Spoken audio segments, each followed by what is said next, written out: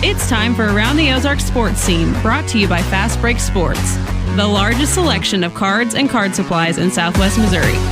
Now here's your host, Scott Puryear. Welcome in to another edition of Around the Ozarks Sports Scene. I am Scott Puryear.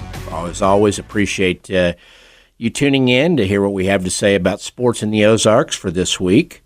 We started off each week with our What to Watch segment, which kind of gives you a preview of sporting events locally, regionally, nationally coming up this week and weekend to pay attention to. But lots of basketball to talk about, of course, as we're into that March Madness phase of the schedule for just about everybody.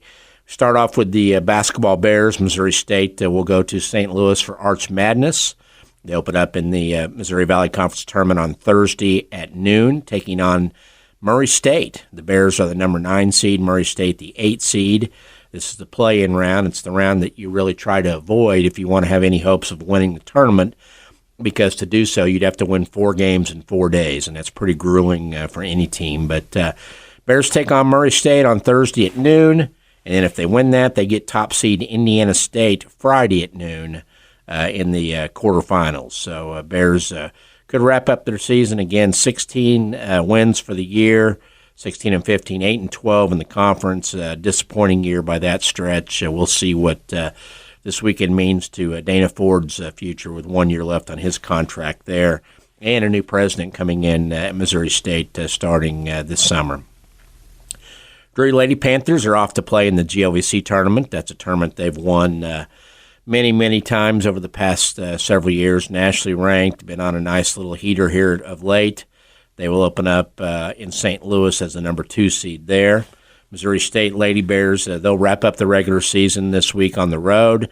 They're 20-7 overall, 14-4 in Valley play. Finished and very impressive 14-1 at home too as well. But they're at Illinois Chicago on Thursday, and then on Valpo on Saturday. And of course, next week they'll head to Moline, Illinois for the Valley tournament. So good luck to the Lady Bears.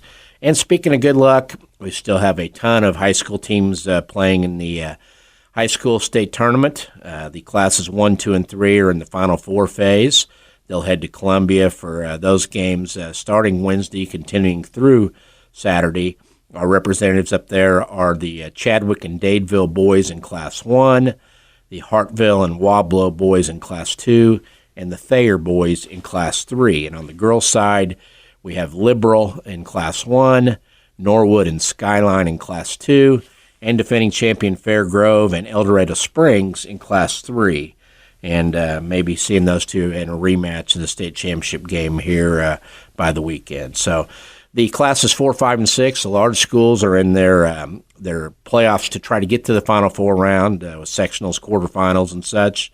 That includes the Kickapoo girls, who knocked off Republic this week in a thriller in the district final. The Marshall girls in Class 5. Kickapoo girls are Class 6. Marshall girls in Class 5. Also, the winner of Tuesday night's Central Kickapoo boys matchup will advance as well. And then also the Rogersville boys and the Aurora girls. So good luck to all those squads as they try to bring home the big hardware with the state championship from Columbia. Our special guest on Around the Ozarks Sports Scene today is the Executive Director of the Springfield Area Sports Commission, a longtime friend of ours, Mr. Lance Kettering. Hi, Lance. Hi, Scott. Great to be with you today on the podcast, and as always, great to chat with you. Absolutely. And, of course, we go way back. And I was trying to think that my first days of probably contact with you, you were working at Hammond Center, weren't you, with a walkie-talkie on the belt and making sure that things ran smoothly. Was that your first gig? Yeah, that's probably right. So I went to school at Missouri State, then SMS, 92, 96. For 2-3 years, I was basketball manager for the men's basketball team. Then after that, probably where I got to meet you was when I worked at Hammond Student Center as a student worker and student game day worker, and then eventually a graduate assistantship. So yeah, that's a long time ago, Scott. Yeah, how long have you been in the sports commission role? I'm 14 years. I'll be starting my 15th year next week. So 14 years at the sports commission, and then I was at Missouri State in the athletics department for 12 years full time. Okay. And was there a sports commission position before you took it, or did you replace anybody or not? Yeah, the organization was founded in 1999, actually. Had various executive directors as they were growing. Okay. It lay dormant for a while. I actually replaced a lady by the name of Bobby Bach. She was the executive director before I took over in 2010. Okay. Well, I wanted to bring you on because obviously it's a busy time for everybody with March Madness and basketball wrapping up and everything else going on. But just to kind of, there's people out there that maybe don't even know we have a sports commission in Springfield. And those who do know how important you guys are to bring in events to the area. And just kind of want to talk about your role with that, how that works, how far in advance you kind of scout out events. But I know that you've got a very busy a couple weeks coming up, even without the state basketball championships here this year, because they're in Columbia. But you've got your national homeschool back in town again, and then you've got a big wrestling meet, too, coming up, don't you? Yeah, we do. And March is a really, really active and busy month for the Sports Commission, and it actually started last weekend, March 1 through 3, at the new Wilson Logistics Arena. We hosted the USA BMX Indoor Nationals, and we ended up having 1,000 riders from across the country. Wow. Number of states totaled 41 different states had riders in attendance, and then 4 countries. So they raced for 3 days. And a neat thing with that, of course, is it wouldn't have been possible without the new arena at the fairgrounds. But because of that, USA Cycling, they have a collegiate division of BMX racing, and they brought their national championships to Springfield this past weekend as well for the BMX event. So huge weekend out there. Right now, following that up, we've got a national conference in town where we meet with event planners and rights holders to try to show them Springfield, showcase what we all have to offer here in hopes of them bringing their championship events to Springfield as well. And we certainly can touch on some of the other events the rest of the month, but did want to tell you about those 2 things going on right now. Yeah, and I know the National Homeschool Christian Basketball Tournament brings in a ton of folks each year. That's been going on for a few years. You nabbed that one, didn't you? I did inherit that one, actually. Okay. That one started in 2009. We've renewed that deal several years, but that event this year, they've got 380 teams, which is a record. Wow. So the 380 teams will be in Springfield. We're going to use 22 different gym floors in town, and of course, that means 900 to 1,000 games, which also means you got to have officials for those number of teams as well. So it's a big economic boon for the community. We always estimate about 8,000 to 10,000 folks come to Springfield for that week. So think about the whole town of Marshfield packing up and coming over to Springfield for the week. And then, we have estimated economic impact calculators we use, and of course it's only as good as the numbers you put in or the data you have, but we estimate that event brings in spending of about $5.2 million for the week. Wow, and that's hotels, restaurants, attractions, wonders of wildlife, you name it. They're going to try to catch it during their downtime, right? Exactly. Yeah. If there weren't a sports commission, and I think what you just said shows the importance of your role with this, is if there weren't a sports commission and a guy like you running it, these facilities would just kind of be fending for themselves trying to get these things, would they not? They would, and they wouldn't have the resources of a sports commission, whether that's assisting with rentals or just the in-kind value that we bring. We do have 4 or 5 billboards up running in town welcoming our groups to Springfield in our partnership with Lamar Advertising. Those little things, aren't going to happen without a sports commission, but you're absolutely right. The venues who already are tasked with enough of running their own venues would have to fend for themselves and attend the trade shows and conferences that we attend, and that gets quite costly and expensive. But furthermore, probably they're not on the radar with these companies that bring events to your communities. Therefore, you're not even on the radar to be considered for a championship. A really good example of that will be an event that we'll have in July, Next Pro Hoops. It's a high-end showcase basketball tournament that we'll have at Stratford Sports Complex, the clubhouse, and the field house. There'll be about 100 teams come in, and you can see some things on their website. I mean, those are the events where they've got pictures on their website of the high-name college coaches attending those events looking for potential recruits. So that is an event that came to fruition from attending a conference and trade show, and the gentleman, Scott Thompson, he's actually in town for this conference we're having right now to look at things while he's here. So really, some really neat things happen from having a sports commission involved and working to bring these events to our community, but furthermore, helping those facilities fill their booking calendar as well. Well, to me, it's pretty fascinating stuff, and I just think of, the history of the Bass Pro Tournament Champions, which will have its 40th event coming up next January, and after the first 2-3 years, word of mouth was their biggest recruiter. I mean, coaches would go back to their area and talk about what a great time they had in Springfield and how well the tournament was run. I've got to think that works with you guys, too, in terms of events, because these people go back and they talk, and if they know somebody in high places that's looking for a host city, Springfield's reputation in that regard has got to be a big plus, I would think. Oh, yeah, and as you're outlaying that, I was just exactly what I was thinking. I wish we could claim that, Sports Commission put, the Bass Pro Tournament into existence. Of course, we weren't around 40 years ago, but, the like you said, at the beginning, it was just a tournament that Dr. Matthews and the folks at Bass Pro imagined, but it's grown to be what it is now. But you're exactly right. The gentleman from Next Pro Hoops, he knew all about the Bass Pro Tournament Champions, and he knew how much of a basketball community Springfield really is. Same thing happened with National Christian Homeschool. Just seeing that we can get 25,000 people here for those type of events is tremendous. And although we are not hosting the state basketball championship this go-around, it definitely played into in a positive light for Springfield when we won the bid I guess it was 2016 when we won that bid to host for 2017 through 2023. Sure. And I guess my questions where I want to kind of take a deeper dive is, how do you find specialty events like the BMX that you talked about out at Wilson's Logistics Arena? And how far in advance are you looking and trying to court these events to come to town? So using USA BMX as an example, that's a really good example. So when I started in 2010, like a week, I started on the job, didn't know what I was doing. Truthfully, didn't know what I was doing. Went to Columbus, Ohio for our National Association conference called the National Association of Sports Commissions.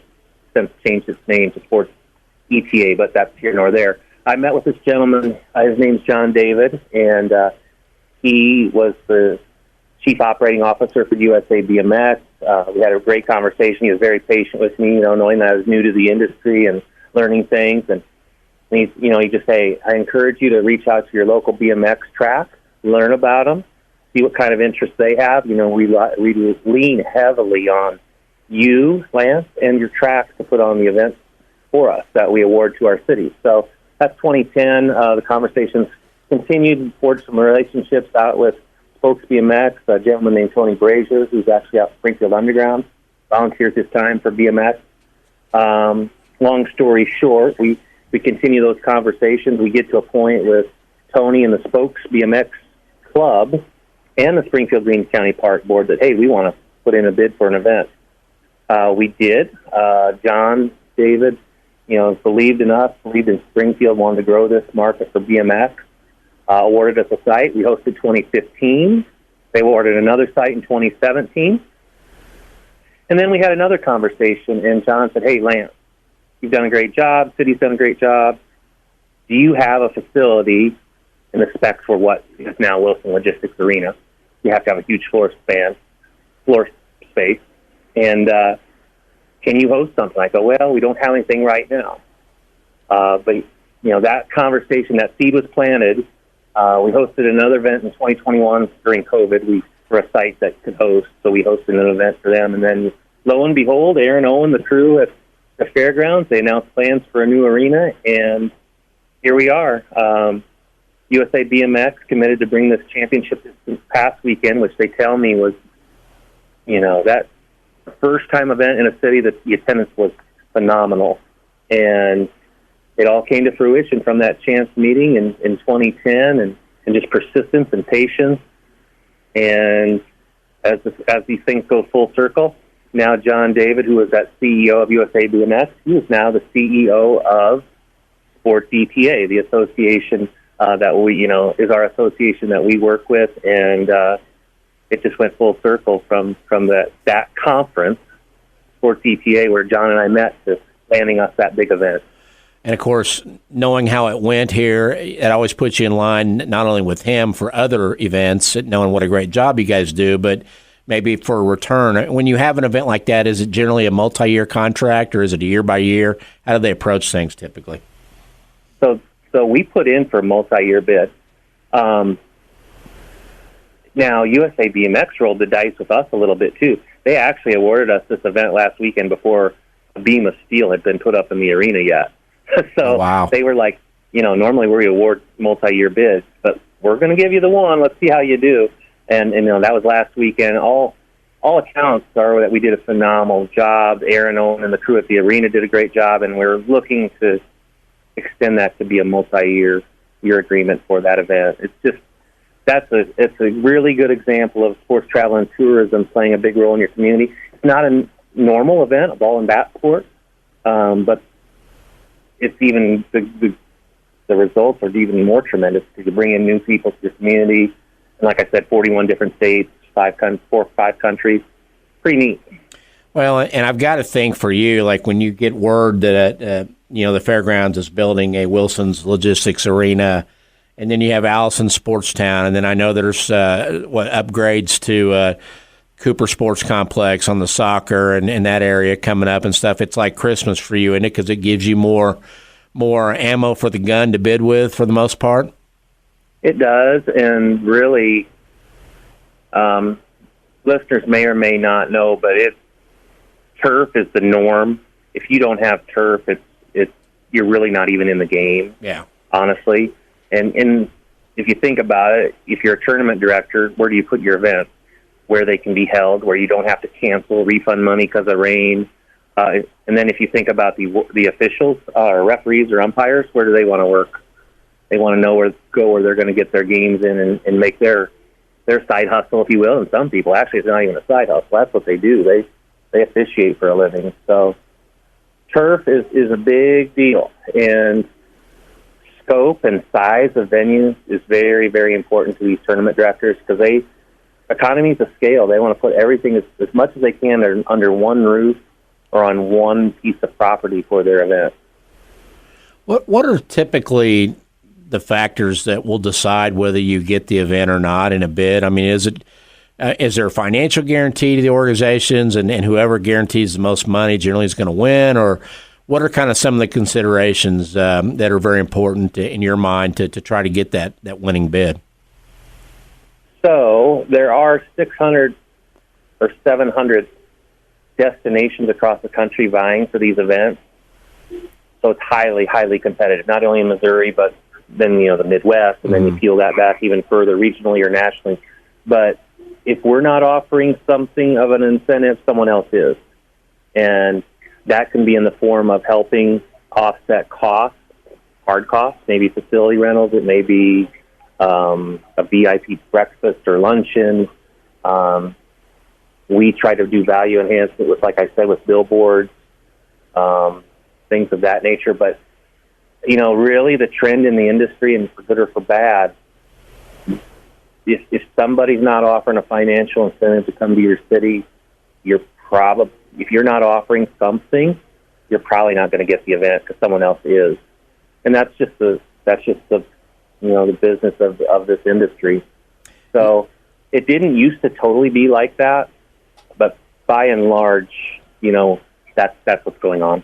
I watched a movie on Netflix with my wife over the weekend that was about I guess it was based on a true story about the drug rep industry, and the hospitals and all that. You got to catch that because it was amazing the lengths that some of those pharmaceutical reps, I guess would be the best way to put it, the lengths they'll go to get a new doctor and write those scripts and stuff. I can kind of see it maybe being a little bit like that there's, we can do this and things like that. And which, you know what your limitations are, and I'm sure there's some events that you go a little further than others, right? That's correct. And you want to get that new event, you go after a little bit harder, of course, then you can't go backwards from what you start with. But the relationship then does build with the companies that you bring into town. I know I'm talking a lot about BMX, but that's such a good example where our investment is grown. Their investment is a two-way street. They were investing in Springfield as well to bring their event to the community. So as you progress, you get to know the people, they get to know you. It's not a cold call, or it's not a cold visit to a city. It's genuinely people knowing each other, knowing the tendencies, and knowing what each other does well. And each city probably has some unique characteristics in itself, and they kind of learn where those cities are and whatnot. So what are the emerging sports and the ones I know pickleball has just taken off in this area as a very hot sport now, but are there big tournaments in different sports? I mean, you mentioned the BMX, but what are some others out there maybe that you've got your eye on and you're trying to nab because these are sports that are growing in interest and in our area even? Emerging sports is probably different than the word of new sport. So as far as emerging, and that's different in each market, but overall, emerging is archery. And we've got a phenomenal archery program in Southwest Missouri. In fact, we're bidding on some USA Archery events and that's where, all the hard work the public school system has done to implement their programs into the curriculum and the school programming comes into play, because it's like that Bass Pro Tournament example you gave. When I can tell people there's 600, 700 archers in the middle school programs or whatever the number is, they're just floored. So archery is a sport. There's some oddballs out there. I'll call them oddballs, but cornholes become big. Yeah. Spike balls become big. I guess you just have to watch ESPNU or ESPN2 sometimes when they got the Ocho on there. Uh-huh. Most of those unique, I'll say odd sports, they all have national organizations where they go to these conferences and they're putting their events out to bid. I think there's kickball this weekend. That was on. That's a bid process. There's quad ball, which is soccer with 4 goals. So there's really some unique sports out there, and we're trying to fill our schedule with some of those more unique events too. What is your dream event that before you die you're going to bring to Springfield? What would that be? Dream event? Wow, yeah. That's a Super Bowl's probably out. Final Four and basketball's probably out. What's out there that you'd say, you know what, I can get that, and I'm going to get it before I'm done? Well, if you would have asked me that 7 years ago, I would have said Michigan State basketball, because everybody I talked to said we would never win that. Uh-huh. And they, Columbia had it 40 or 43 years. So if you would have asked me that 7 years ago, that's what I would have said. Well, I would like to get that back. I'll put that on the list. Okay. That is such a really good question, because our venues are not huge that we might be able to host an NCAA women's type regional, so that would be something to look at in the future. Mm-hmm. Boy, you stumped me, Scott. We work so much on youth and amateur sporting events that I haven't thought of it in that light. We just try to fill our calendar every week with quality and big events. I'll get back with you on that one, and I'll mention it in one of my future podcasts. That Lance has his answer now. How's that? Yeah, that's how we want to frame that. We're going to do this again sometime. Yeah, absolutely. Let's talk about Mission and state basketball. And you lost the most recent bid. How long is that contract with Columbia? They've got that for a 5-year cycle, and they started this year. Okay, so are you loading up the guns to make your bid to get it back then? And what does that come down to there? Because, I've got my own ideas, having covered high schools forever. I know that, the old adage used to be that the Misha people want to sleep in their own beds and be home for 2 weekends instead of out of town. But what really does it come down to in your mind, you versus Columbia? Well, I think you're right about that. Because as we got our assessment back of our bid versus theirs, that was mentioned. We can save significant amount of money for not staying in a hotel in Columbia versus Springfield. Another thing that changed in the bid process was suddenly the event went from a 2-venue event to a 1-venue event. And that's what's going on in Columbia this week. They're actually going 4 days at Mizzou Arena. I always felt our strength in Springfield, in addition to everything we do, just the normal things, was that venue connected underneath. Media and staff did not have to leave the elements. With the format change, it's a 1-venue opportunity now. So really, not only does that open up the bid for Springfield and to bid on again, it really opens the door up for all the other cities in the state. There's a lot of nice facilities that could bid on that event. What was the reasoning on that? Going to one venue? Don't know. I really don't know the answer to that. That wasn't necessarily what we expected to happen in the bid process. I will say Columbia, they came in with a really strong bid, really nice bid for the championship. And it was a financial decision is what we were told. So although we raised, and I'm not bashful to say, we raised $100,000 per year for the bid for the championship. So over a 5-year bid, that's $500,000. We committed in the pre-sold sponsorship, and Columbia just beat us. Well, and you mentioned it, though. Was the bid based on being in 2 facilities and just 3 days? I mean, did you get to bid? Would it have changed your bid if you'd been able to bid on a 4-day process? Possibly. Yeah. That would have factored into some things as well. Longer days in one venue probably would have been more expensive, honestly. If you think about 3 days versus 4 days. You only have one venue to take care of, but it's a more expensive venue to take care of, too. I think they need to televise the bidding process going forward. Maybe Ned and I can get together and do play-by-play in color on the bid. And Lance comes in with, boom, match that, Columbia. Let's go, right? Yeah. Let's see what everybody's got, yeah. Exactly. All the cards on the table right there. We know it's going to be X number of days. Don't be pulling anything on us now, Misha. This is it. Let's settle it right now. But, Lance, always a pleasure to have you on. And before I let you go, I know you love talking about one of our favorite players, Brooks Kettering, freshman playing down at SEMO now, baseball. And you've been burning some mileage up, haven't you, back and forth with Mama occasionally? We have. It's been a real joy to see that whole process from youth baseball to high school, and now at SEMO playing ball at Division I Southeast Missouri State Redhawks. It's really been fun to watch. Absolutely, off to a good start too, isn't he? He is. He's starting and he's playing second base. So that has been fun to watch. He's adjusting. I think the first weekend was a real eye-opener. We played Dallas Baptist. You didn't see an arm below 95, and actually they had their radar gun on the scoreboard, and the numbers 100 lit up. Oh, wow. On one of his at-bats, a freshman Sunday starter.